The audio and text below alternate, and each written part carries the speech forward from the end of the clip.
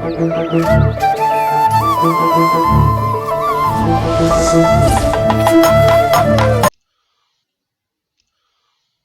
வழியாக சுசித்ராவின் Twitter account முடக்கப்பட்டாலும் வேறொரு ஐடியில் மீண்டும் உள்ளே வந்து ஆஜர் கொடுக்கிறார் அவர். அது அவர்தானா அல்லது அவர் பெயரில் வேறொருவரா? வேறொருவர் என்றால் அவரது முழு நோக்கம்தான் என்ன? இப்படி அடுக்கடுக்காக கேள்விகள் எழ எழ வயிறு கலங்கி போயிருக்கிறார்கள் லீலை வாட்ஸ்அப் குரூப்பின் மெம்பர்கள். இந்த குழுவில் இருக்கும் அத்தனை பேரின் லீலைகளும் வீடியோவாக ஷூட் செய்யப்பட்டுள்ளதுதான் நடுக்கத்திற்கு காரணம். தனது பெயர் முழுவதுமாக கிழிக்கப்பட்டுள்ளது என்பதை அறிந்து படு டென்ஷனில் இருக்கிறார் தனுஷ். போன் கால்கள் எதையும் அவர் எடுப்பதும் இல்லை.